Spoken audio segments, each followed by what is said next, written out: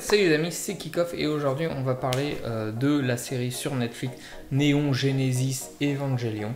Alors j'ai trouvé le nom trop long et tout, donc en fait c'est une série super vieille qui est un peu... c'est en fait un célèbre manga japonais mais très célèbre et qui est connu chez nous en 1995. Le mec qui fait genre il cherche, il réfléchit alors qu'en fait c'est noté devant ses yeux. C'est un peu un Pacific Rim avec des kaiju en mode animé où t'as un jeune garçon qui est le seul à pouvoir contrôler un robot géant pour battre des monstres géants quoi. Donc du coup quand j'ai vu cette série, je me dis putain ça devrait être stylé, c'est un peu ça qui a créé Pacific Rim, tout ça, qui est à l'origine de tout ça. Donc c'est très célèbre au Japon, un peu moins chez nous. Mais du coup j'ai dit bah tiens le concept m'intéresse, puis je vais pouvoir comparer, et puis pour ma culture perso. Donc la saison 1, c'est 26 épisodes de 30 minutes à peu près. Du coup c'est très vieux, donc c'est très kitsch, c'est old, mais voilà c'est normal vu la date du truc, hein, on va pas se... voilà. Mais c'est surtout quand même une série qui n'est pas dans les canons de l'époque en fait. Et c'est pour ça qu'elle est très connue, très célèbre, parce que pour l'époque, c'était wow, ça apportait des thèmes, et puis c'est pas juste une série avec des robots et bastons, il y a un gros côté psychologie des personnages qui est super bien raconté, fait et tout. Justement, tu vois, les épisodes sont très calmes, il y a très peu de dialogue, c'est assez plat, par moments c'est même ennuyeux. Il faut pas s'attendre à des bastons ou à des effets style Dragon Ball, quoi. Voilà, tu vois, voilà.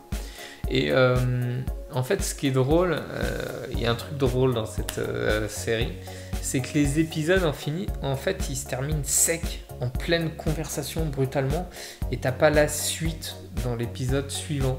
Donc c'est assez drôle. Vous savez, le sexe et le manga, il y en a beaucoup quoi. Donc là il y a beaucoup de nudité, il y en a régulièrement, mais tu ne vois pas explicitement certaines zones, mais voilà, il y a des scènes sexe. Et puis il y a un truc qui est bizarre aussi, c'est que en fait au milieu de la saison, il y a un épisode en fait qui te résume et retrace tout ce qui s'est passé dans les épisodes précédents. Donc tu dis ok d'accord, mais pourquoi en fait j'ai vu les autres, pourquoi tu me racontes tout? Ensuite la seconde moitié de la saison, elle est beaucoup plus psychologique, il y a moins de monstres et de combats, on n'est plus sur la psychologie des personnages, parce que du coup par rapport à l'histoire je peux pas vous raconter, mais si vous regardez vous allez comprendre pourquoi je dis ça.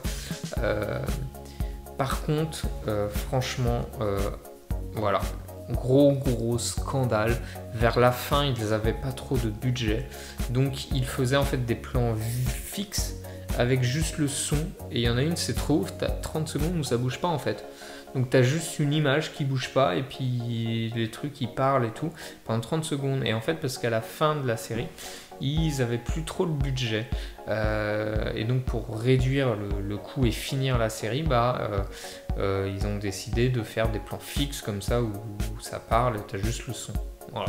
Donc c'est un peu abusé, mais du coup voilà. Et j'ai pas du tout aimé les derniers épisodes, et la fin franchement en plus elle est ratée, tu vois, tu comprends rien, c'est n'importe quoi.